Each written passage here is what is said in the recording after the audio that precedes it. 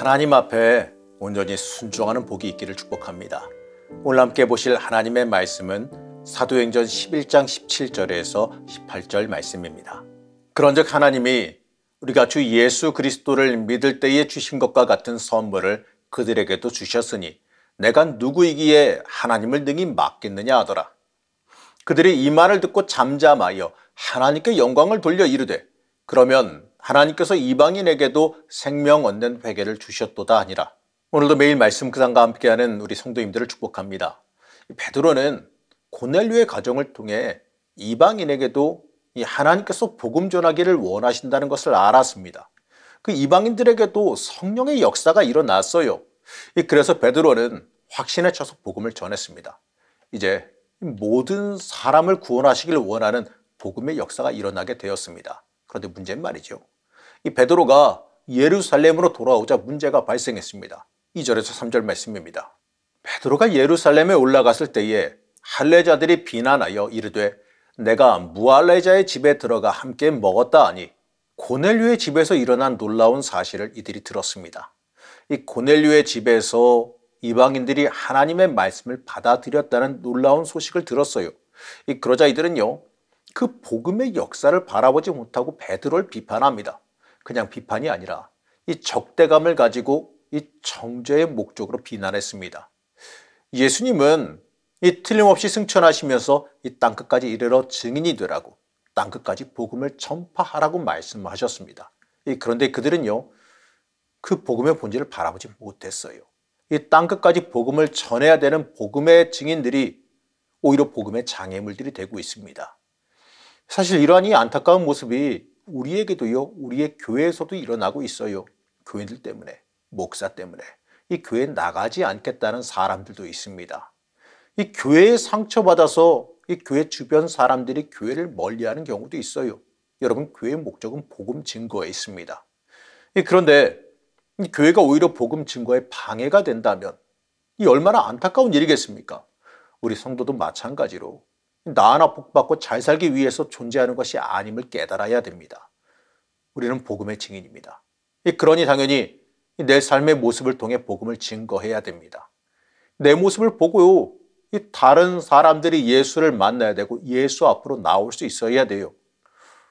나는 예수님의 복음이 전해지는 통로입니다. 성도님들 그걸 잊지 말아야 돼요. 참 안타까운 것이요.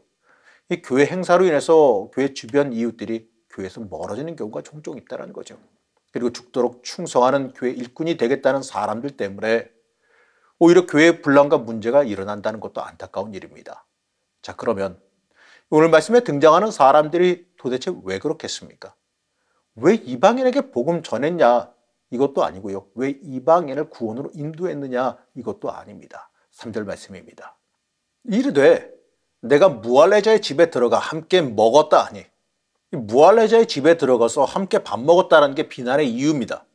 이 자신들의 전통과 관습을 깨고 이 무할례자들의 집에 가서 함께 식사했느냐, 이것이 비난의 이유예요. 이 한마디로요, 이 전통과 관습, 율법에 사로잡혀서 근본적인 진리를 놓치고 말았습니다. 예수 믿고 성령 받아 복음 증거하는 사람들이었지만 아직도 관습과 율법에서 벗어나지 못했어요. 이 모습을 보면서 베드로는 엄청 답답했을 겁니다. 그래서 베드로는요, 이 소상하게 있었던 그 일들을 그들에게 설명합니다. 이 장황하게 설명하는 그 모든 내용의 핵심은 이겁니다. 거기서 있었던 일은 모두 다 하나님이 하신 일이다, 성령의 역사다, 이겁니다. 나는 관습을 깨는 부정한 짐승을 먹을 수 없다고 했는데 하나님께서 내가 깨끗하게 한 것을 네가 뭔데 부정하다고 하느냐, 이렇게 말씀하셨다고 말하죠. 그리고 그들에게도요, 우리가 받은 것과 같은 성령님의 역사가 일어났다라고 말합니다. 한마디 말로요, 하나님이 인도하시고 명령하셨는데 그걸 어떻게 하겠느냐, 이렇게 말하는 거예요. 그리고 그들에게 결정타를 날리는데요, 17절 말씀입니다. 그런즉 하나님이 우리가 주 예수 그리스도를 믿을 때에 주신 것과 같은 선물을 그들에게도 주셨으니 내가 누구이기에 하나님을 능히 맡겠느냐 하더라.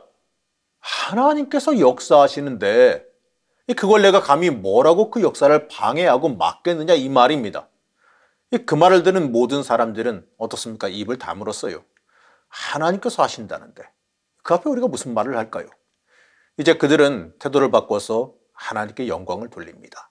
참 감사하게도 깨닫고 돌이켰지요. 여러분, 사실 이게 정말 중요합니다.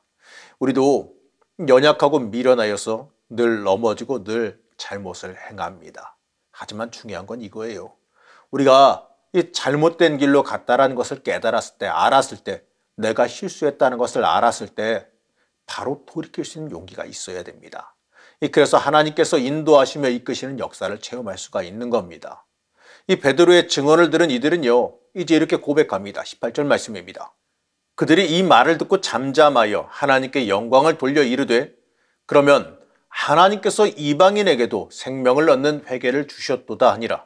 사랑하는 성도 여러분, 이들은 참 진리를 고백했습니다. 자신들이 이 복음의 장애물이었음을 깨닫고 돌이켜서 이 주님 앞에서 순종하기 위해 돌이켰습니다. 여러분, 우리도 이러한 고백을 할 수 있어야 돼요. 내가 혹시 복음의 장애물은 아니었는지 한번 돌이켜 보시길 바랍니다.